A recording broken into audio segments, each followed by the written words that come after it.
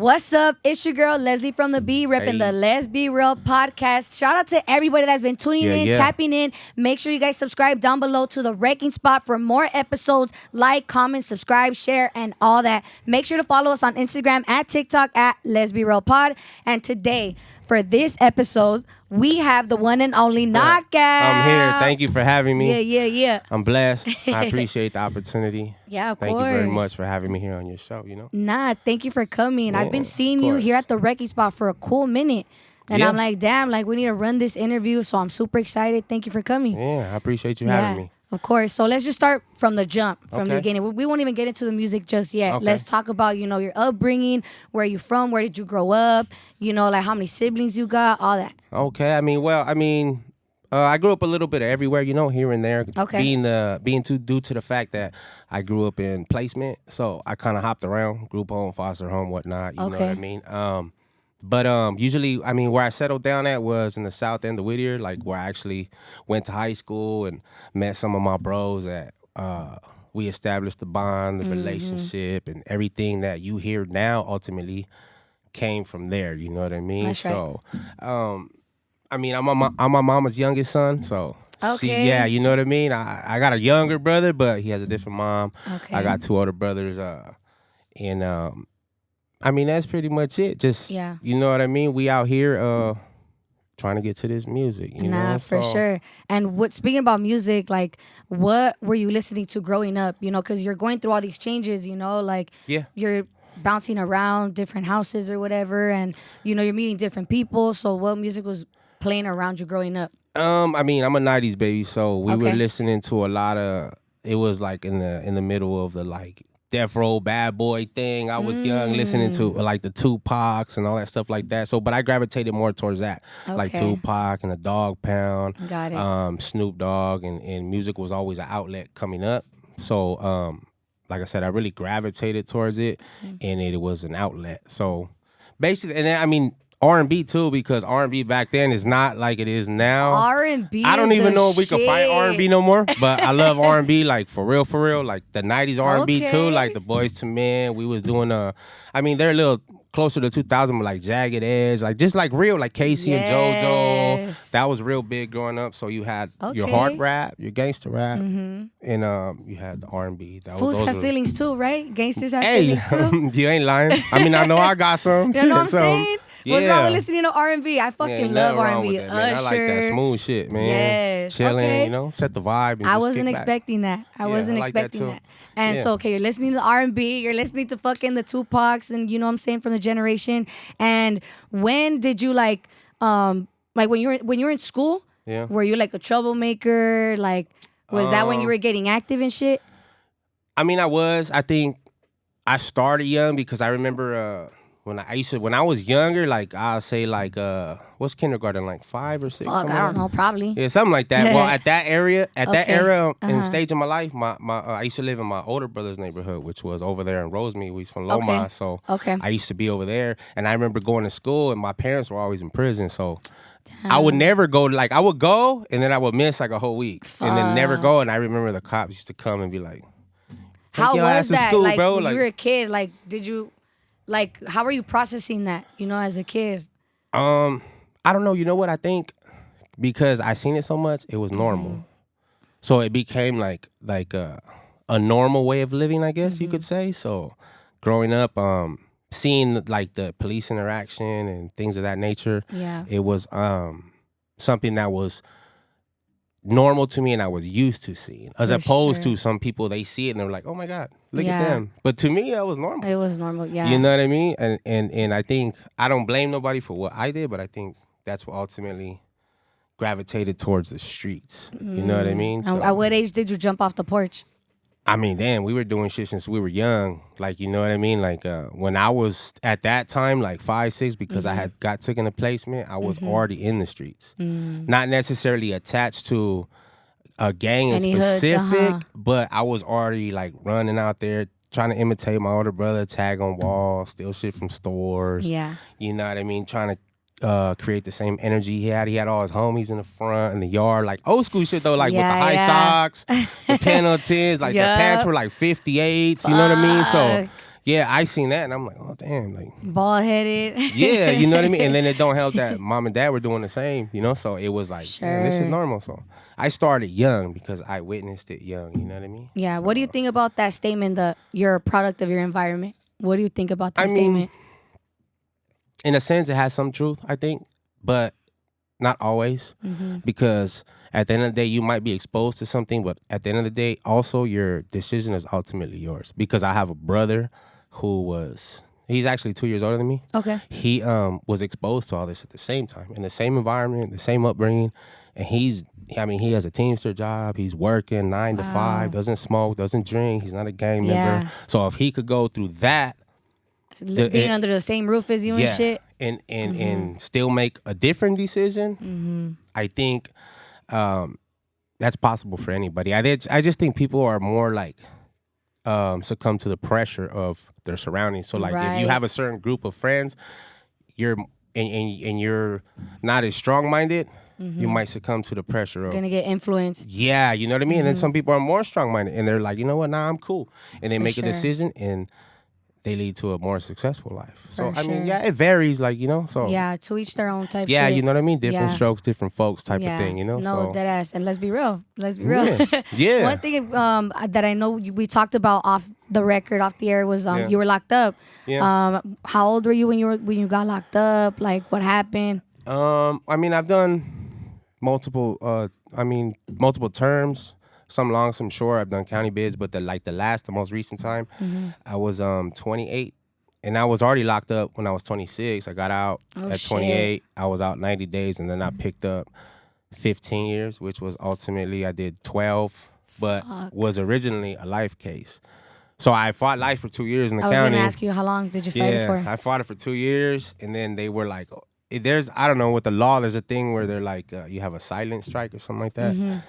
And I wasn't too hip to that. I had a PD, so they were like, well, you have a silent strike. We're going to give you 2 strikes. So this ultimately can lead to your 3rd strike because it's similar to the case you caught. And it got like real technical, you know? So I'm like, damn, like. All these loopholes and shit. Yeah, you know, like, in the courts, they have their little lingo and their loopholes to where they try to finesse things. Like, for example, if you go to jail, they stack your charges. Then you got to beat 10 charges when it's really like 1 charge. So I was like, you know what? Let me just get an out date. Like, let me get an out date so I can get another opportunity. And if I get the opportunity, then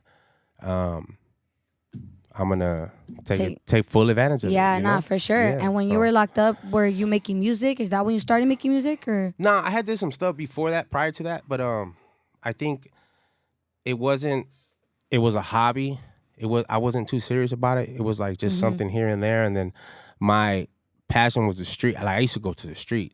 I do it, and then I'm like, okay, I'm out of here. Let's go. Boom. And then I'm in the streets doing that. But I think when they sat me down, I had more time to reflect and be like, what am I gonna do? Like, what's the play? And I used to get a lot of positive feedback from the earlier stuff, which was very minimal. Like some of the songs that I had did when I was younger. Okay.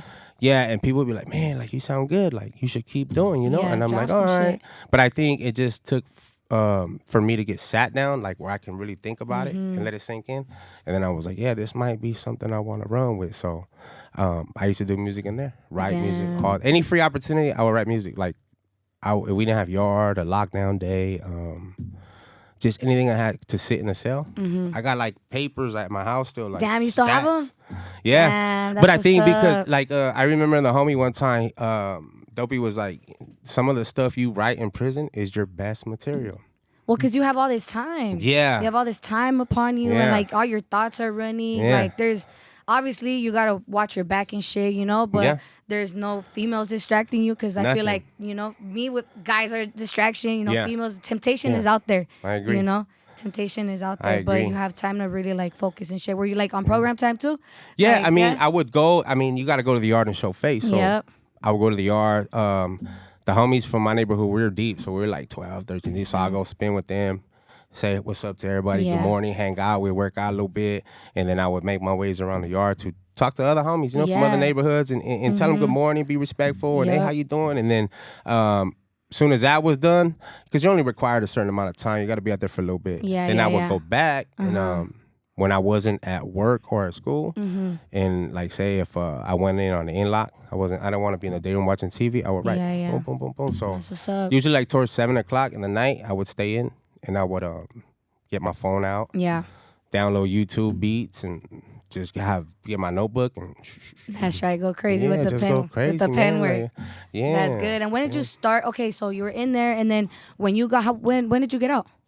I got out in August. Oh shit! Recently. Last year, yeah. Oh shit! Last year, yeah. So I got busted. For this case, not the one prior to it, I was busted. I think around Father's Day 2012. Oh shit! Yeah, and then I got busted, and then 2 years in the county, and then I went upstate, and then I got out in August of last year. Yeah. So, kind of like 12 years, right? Like yeah, close to it. Close to it. Yeah, close to it. Damn, how does it feel to be out? I mean, shit, I love it. Like I love moving around. I don't like being confined in a space. I go in and out the door. Yeah. I could close and open my bathroom door. Like type shit. Yeah, you know what I mean? So I just enjoy everything. Like my little brother, he's always like, Dad, you always want to eat. And I'm like, bro, like you don't understand. Like if I want some Twinkies from the store, I gotta wait till next month if we already went to the store. I could just walk to the store now and get it. You know what I mean? So I just take everything that people I don't want to say everybody takes for granted, but I mean... It's the little things we take for granted, though. I like to sit on the porch. I like to enjoy my peace and quiet without somebody telling me I got to go to yard or the tower coming in my shit and raiding my fucking cell or, excuse my language, but yeah, like the small things, you know? And so, I mean, being out, I just try to remind myself constantly about being incarcerated because, I mean, everybody in there, they don't want to be there. Fuck no. I mean, so people are always like, oh, yeah, prison, but nobody wants to be there. Yeah, fool. I don't. Yeah. You know what I mean? Shit is not cute. Yeah, you do more good out here for your family and your people than you can in there. Yeah. Because just the physical presence alone means something. And then whatever else you can contribute. Yeah. Just like icing on the cake. And what does your family say about the music? How do they feel about it? I mean, my mom, she don't listen, so you know, she's older, she's in her own world, you know. Yeah. My oldest brother, he's in prison still. He's really excited about it. It's just I haven't been able to show him what I can do. I send him pictures like through the Peli post, and you know, so he can be engaged. Through the phone and shit. Yeah, I'd be like, this is what we doing, bro. But my other brother that's in the streets, he's like real supportive. He's like like any extra dollars I get that I can contribute to a beat or to studio time or shoot a video, he's like, I'm all for it. And I got friends too that do the same thing. But it's just I feel like I do them no justice if I don't give them 118% on everything I do. Like I have to go hard because when you have believers, it's almost like a slap in the face to them if you're not willing to work extra hard. Facts. And they believe in you. Because there's a lot of people I believe in that. No, yeah, I'm the type to show love. Yeah. And when people don't show love back, it's like, what the fuck? Yeah. Like, keep that same energy then. Yeah, like it's all so that's good. important. Yeah. You gotta show love to those that show you love. Mando, that's like sure. Unspoken rule almost, you know what I mean? And literally. those who know that are real, they'll know. Yeah. Without the even... West be knowing. Yeah, West Factory. you know what I mean? The West Factory, love. Shout out, you know, you see the attire, go grab you some. Shit. Yeah, the East Sider. They drip me out too. Yeah. I'm a little East Side Go boy. ahead and grab you some West but Factory clothes. Hell yeah, they East be showing Side, love. you know? That's what's up. Yeah. And they've been rocking with you since you got out Yeah, too. I mean, the homie Smurf, you know, he... shout out Smurf. Yeah, shout out Smurf from the West Factory, you know what I mean? He believed in what I could do, and he's always on me like, hey, wake up, game time. Trying to get in the lab, you know, and I'm like... I'm telling you, you're been in here since I started last year. Yeah. You've been in here putting in that work. One of my favorite songs is I'm Outside with Young Dopey. Talk to me about that song. That was... Man, we spoke about that too on the last podcast. Yeah? But not what I'm gonna tell you. But I remember I came, excuse me, and we were doing actually 2 songs that day. And the other one's not released, but we did that song, and I had to go to work in the morning. So he called me out of the blue, and he's like, "Look, I'm in the studio. You want to come?" So I don't turn down the opportunity. I'm like, I don't have a ride, but I'm gonna find my way there. I got here, and he had me up in here to about, I want to say 6 in the morning. Nah. Yeah, 6 in the morning, and then and then I had to be at work by like 8. But you gotta take into consideration there's a commute time. No shit, you gotta drive, you gotta get there. And then I had to get from here back to the house to change, and then switch my clothes out, get my work stuff, and then jump on because I take the metro over there, like the train. Oh, okay. Oh, because it's far, it's fast, you know. Yeah, so I'm like, damn. So I went all the way to Altadena on like 30 minutes of sleep. That day we did that song, and I was in there tired, and I remember he's like, I'm gonna go outside real quick. So he put the beat on, and I was like, all right, I'm ready now, because I like to pre-write like it. So if we're working on one project and I did my verse, and the next artist is doing this thing, and like give me the next beat, and I'll have my beat I have my verse ready by the time you get there and like you're in the session. Yeah, you know what I mean. So I did that, and then that's what's up. Yeah, I did that, and then I laid my verse, and then later on he's like, this is what we did. And I was like, boom. I was like, oh, okay. And yeah, we out. Because I think in the beginning I was like, we outside. Yeah. And I was talking to one of the homies, which is Fox. Shout out to homie Fox from the east side. Yeah. So I was like, we outside. And he's like, yeah, that sounds hard. Say my name. So I said it. And then that just became the hook. You know what I mean? Yeah, that shit goes hard. Yeah, the beat, everything. I think a lot of people like that one because that one, Y'all that one goes crazy. Yeah. I'm outside. I'm outside. No, I love that. And just what's next for you, dog? Like what could the fans expect from you? What could people expect from you? We got a lot of projects in the work. We're rolling out music this month. We have a song coming out next week on the 6th, which is just the audio drop, you know. And then we have two other singles that we're actually doing. I mean, they're already completed, but they'll be rolled out at the end of the month, attached with visuals. You know what I mean? So you can look for the music videos attached to those. And then, like I was talking to Smurf, I'm excited because we're actually doing my first solo album. And I know people were like, hey, when you go, like people, they like that I do music with everybody because I roll out a lot of singles, but I know some people were like, hey, we need a full body of work. Album from you. So people can hear your sound, you know? Yeah, so I'm like, what? And then the homie called me the other day, and he's like, you want to do an album? And I'm like, what? And we're going to do it with Rare, actually. Shout out Rare. Shout out Rare. That's the homie, yes. Rare's going to actually produce the album, so I mean, I'm super excited. We talking about like a full rollout, like videos, album release party, I'm pumped, and like I said, I'm great. I'm excited for the opportunity. I'm excited for you too, dog. Yeah, man, like I said, you're surrounded by the right people. You got Dopey, you got the West Factory, you got the fans. Like, you got my support. Like, I want to give you your flowers right now before you blow up on me. I mean, you know what I'm saying? When it happens, we gonna come back and do another one. It's all good, man. It's all good. Good looking. Sure. So before we end, I love to do this segment called Let's Be Real. So I'm gonna ask you 4 questions, and you're gonna tell me your realest answer. You ready? Okay. All right. Let's be real. Why do you love Henny so much, fool? Because when we drink it, anything is possible. So you never know. I mean, Hennessy makes any activity extra fun. That's a fact. It does. And what's like your craziest Henny story, if you have one? I mean, I don't know. The craziest one I probably wouldn't remember because, you know, if you drink so much, you're going to black out. Yeah. So, I mean, I don't know. But I know usually, like, when I bring the Henny out, I'm usually in the studio. I mean, you know, and then we just do, I remember I drank one with Dopey one time and we came in to do a song and we ended up doing like 12 songs. And and then I remember that shit didn't slow you down. That shit fucking had you good. But the funny thing about it is we did the song and we did the songs. I'm sorry. And in the morning I had spoke to him and then I was like, hey, I remember these songs, but didn't we have more songs? Yeah. And then he just started sending songs and I was like, damn, I don't even remember recording that. So I was like, you were so turned up, like in the moment. Yeah, we were turned up, just drunk. You know what I mean? Everybody was in here. The whole West Factory was in here. Y'all be deep.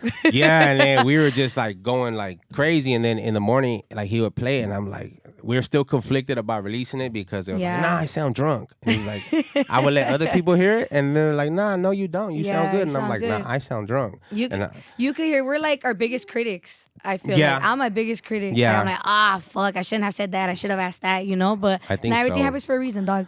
I think only because when you hear your own material, you focus more on like I could have did that better. You know, so you're gonna like you have expectations for yourself. Yeah. You know, and you want to give I think that's quality. What it is. You know, quality over quantity. Next one. Let's be real. Best food spot where you're from.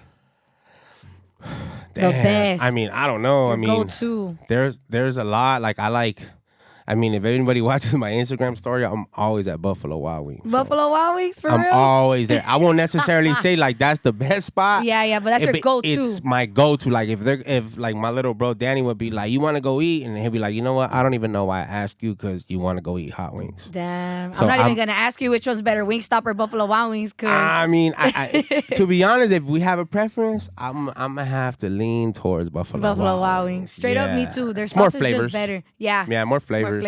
Yeah, it's good, you know? So that's what's I'll up. go that way. Hey, we need more Buffalo Wild Wings in the hood. They're low-key far. You ain't lying. Hate that shit. The only thing, I'm lucky because the one that I live over there is like right down the street.